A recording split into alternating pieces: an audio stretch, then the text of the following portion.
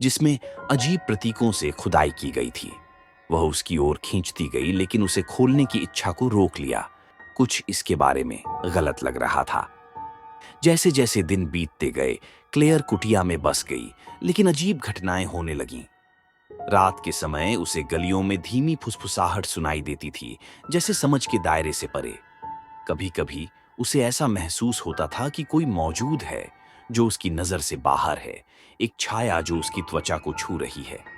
बाजार में की गए अपने थोड़े से दौरे के दौरान वह स्थानीय लोगों से मिली जो सावधान नजर आते थे। उसे ऐसे देखते जैसे वह उनकी दुनिया में एक घुसपैठियां हो।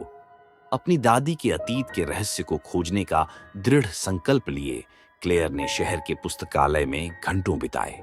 उसने सीखा कि रेवेन हॉलो एक काले इतिहास में डूबा हुआ था। जादू टोना, गायब होने की अफवाहें और एक लंबे समय से दबी हुई सच्चाई जो पीढ़ियों से शहर को परेशान कर रही थी।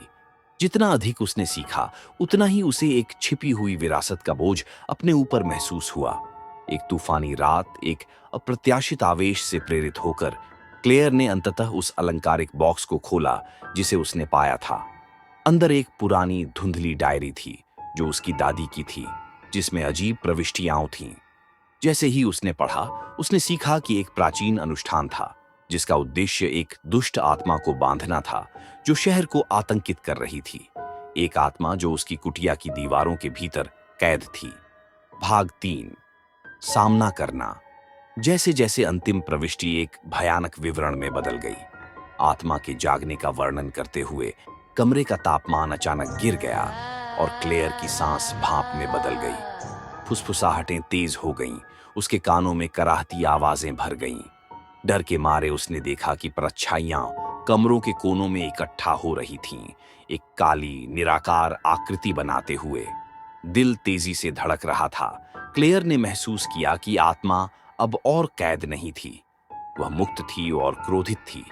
डायरी उसके पास एकमात्र मार्गदर्शक थी। उसने जल्दी से उस अनुष्ठान की तैयारी की जो उसकी दादी ने वर्णित किया था।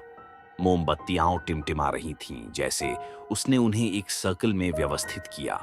उसके हाथ डर और एड्रेनालाइन से कांप रहे थे। बाहर हवा की आवाज ने खिड़कियों को झकझोर दिया, जैसे परछाइयां और करीब आ रही थीं। आत्मा ने आगे बढ़ते हुए एक गड़गड़ाते हुए चीख में बदलकर उसके सुरक्षात्मक वृत्त को तोड़ने की कोशिश की। जैसे ही निराशा उसे निगलने वाली थी, क्लेयर को अपनी दादी की अंतिम प्रविष्टि याद आई, जो प्रेम की ताकत को अंधकार पर विजय दिलाने की प्रार्थना थी।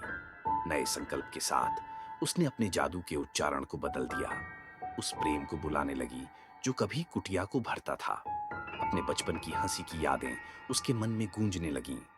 वातावरण बदल गया, भारी बोझ हल्का हो गया, जैसे परछाइयां दूर हटने लगीं। आकृति हिचकी, चीखें अब हल्की कराहों में बदल गईं। क्लेयर ने आत्मा की पीड़ा को महसूस किया और पहली बार उसकी पीड़ा को समझ गई।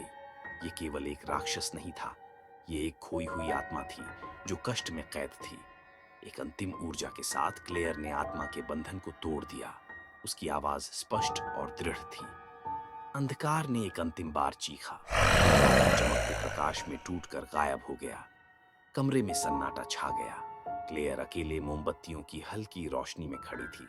अगली सुबह तूफान गुजर चुका था और धूप खिड़कियों के माध्यम से छनकर आ रही थी। रेवेन हॉलो का माहौल अलग, हल्का लग रहा था। जैसे ही वह बाहर निकली, स्थानीय लोगों ने उसे संकोच में मुस्कुराया। ऐसा लगा जैसे एक भारी बोझ शहर से हटा दिया गया हो।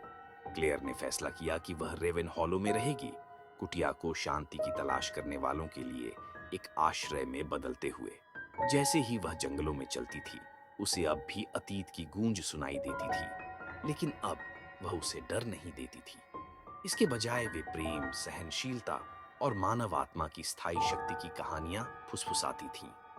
रेवेन हॉलो के दिल में क्लेयर ने अपनी जगह पाई, अतीत और वर्तमान के बीच एक पुल, ये सुनिश्चित करते हुए कि भूले हुए की परछाइयां कभी किसी को परेशान नहीं करेंगी।